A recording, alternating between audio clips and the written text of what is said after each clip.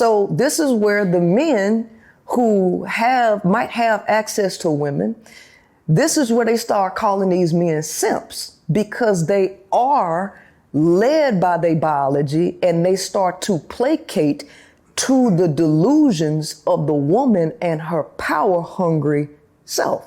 And so when a man falls for that, other men don't respect that, because it's like you not being a man and having self-control, you letting this woman manipulate your biology for that. See, this is where the conflict come in. Right. Right? So this, all I do is like, this is my thing. I really sit down here and analyze and understand what's going on. Women don't understand the male world at all.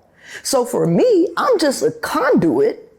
I can communicate the male issues to women who actually want to be better people. Can we talk about, let's say, the top 3 male issues that you have to usually communicate to women?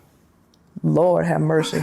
The number one thing is the stress that men have to deal with in the world that is not the same as women, okay? Because women really have it in their mind that men are not being trained. They're just not being taught how to communicate. They're not being taught how to feel. Women really think that this is an educational difference between men and women as opposed to a neurological and biological difference. They don't understand that. So they don't understand that the male has a threshold of what he can handle and what he cannot handle. So women don't understand that they're placing an enormous amount of pressure and weight on men that exceed the capabilities of males by nature, which is part of the reason why so many males fail, because by nature, males are not social creatures. The male's nature is designed in the wild to spend all his time and energy trying to build himself up to be a competitor against other men, to conquer them, to win the reward of being able to pass his genes along. And as a result of that, the male is not wired to be a caretaker. He is not wired to be, quote unquote, social and family oriented. He's not wired to be monogamous.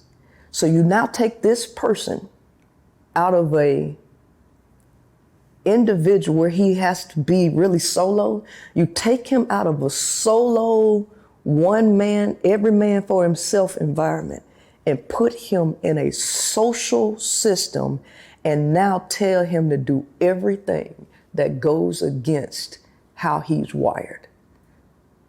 From thoughts, behaviors, sex, everything. It all goes against the male's nature. And then the women, because women hate self, I figured out women hate themselves and they hate other women. So because of that, because women do not have camaraderie amongst themselves, they have no loyalty amongst themselves, and they have no support amongst themselves, they have abandoned their relationships with their true supporters that could help them in child rearing and everything. And they look to men to replace women and take on the duties of women.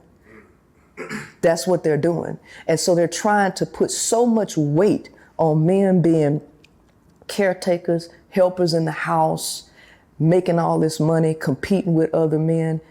But it's messed up because women also inhibit male development by coddling males too much, stepping in and handling conflict for males to the point where they can't integrate socially, they can't be competitors. So the male is really hindered.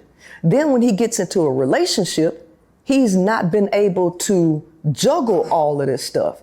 And since the women are narcissistic and don't know anything about males, the woman is only caring about what's good for her, what she wants.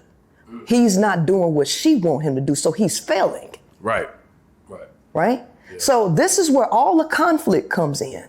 And the men are not going to be the ones to change this. It's going to be the women to change it, because the male can only do so much. He has a threshold. And this is the part that women don't understand, which is the reason why I started this educational process with learning men. Well, do you also, because I can see the value of you actually mentoring the men about women. Do you happen to do that? Yes, if they ask. Got you. Okay. You know, because we got to understand, men don't respect women. Let's just keep it a buck, right? Men do not respect women. They don't respect the intelligence of women. And I understand to a degree, because women are very, very delusional and they don't know anything. You can take a woman with a PhD. She could have a medical degree. She can have money in the bank. But this woman is totally ignorant when it comes to relation. Played, she will fall to her emotions and still not be able to see anything clearly. And knowing that women do not understand males and what makes a male, she can't have any logical or rational feedback that can actually help a male on anything really in his life. So this is why men ultimately don't respect women, because they know that women don't know anything about them. And then on top of that, because women make terrible decisions when it comes to sex and things like that, the men can't trust them there, right?